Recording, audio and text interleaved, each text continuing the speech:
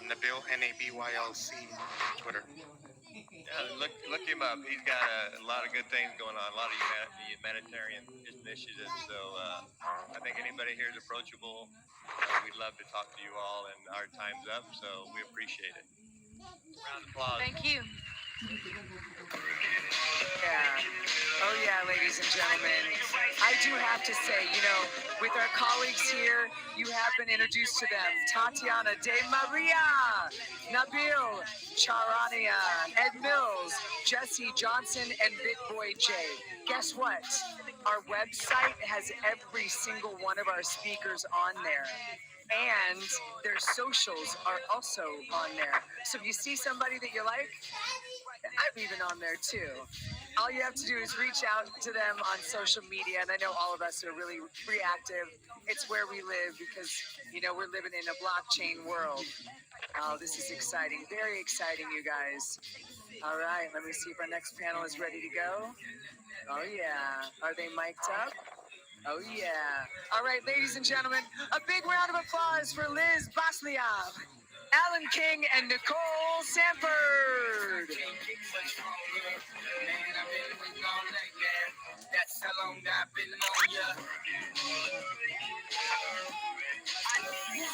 That's my favorite running song. Hey everyone!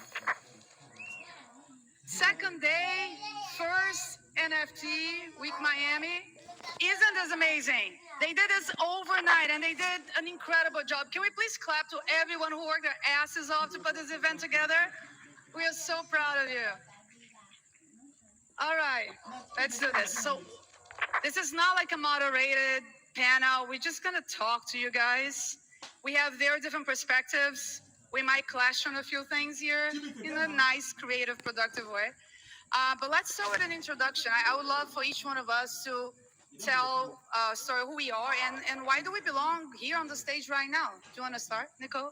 Sure. Hi, everyone. I'm Nicole. I am from Shopify. I'm our blockchain product operations manager. And I have been working on all things blockchain, NFT at Shopify. So bringing commerce into all of these awesome Web3 projects. So I'm really excited to be here.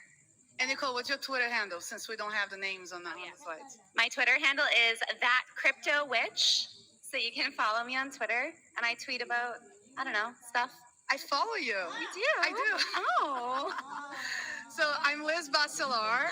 I'm the Executive Director of Global Innovation, IT Innovation for Estée Lauder Companies. We are not just the Estée Lauder brand. We are 30 brands. We are the largest beauty group in the world, prestige beauty group in the world.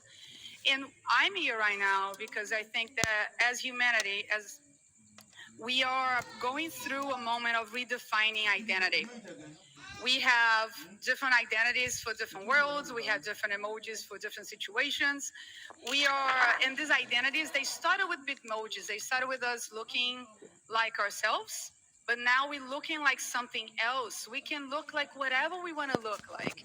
And I think that beauty companies have a responsibility in this conversation to make sure your choices are as diverse as possible.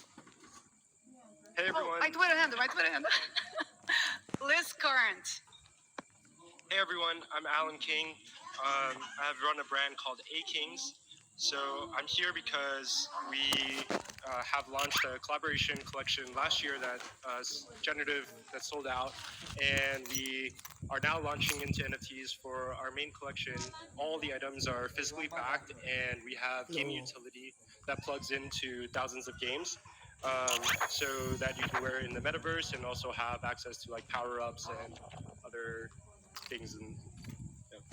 So let's start easing into the topics. The first topic, let's just give a little taste of community, right? You have this incredible community. You have a beautiful community of companies that have communities.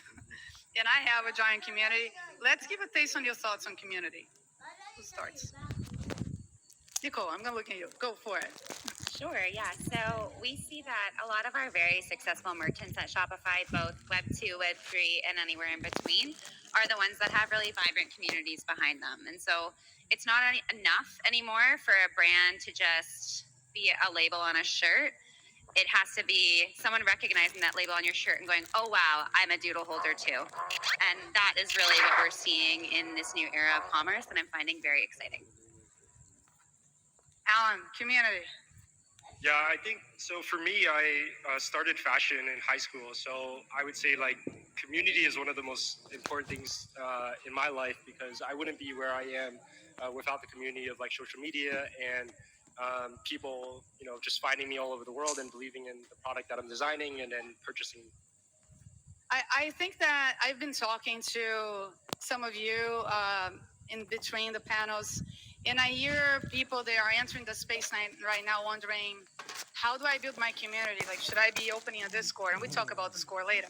And how do I jump in? What do I do with my community? I think it's really important for you to understand communities in its most basic sense first, before you even put that through the lens of Web3. I want to talk to you guys about a community that was not talked about today. They're kind of big. They're 50,000 people. They are divided in about 30 different sub-communities. They have hundreds of projects that they do. They're charitable, distributing good around the world, and they drive 15 billion in revenue. That community is just a lot of companies. So there are corporations. Corporations, they are value driven. They are purposeful. They out there with their heart in their hands. Are people who are there for 20, 30 years. They really belong to this conversation because they're so authentic. So my job to sell Web3 vision at SLO is quite easy, because we already know what community is, and we already know purpose. We know our identity. We just need to continue that journey, but in a different platform. Anything to add? Do you have a Discord?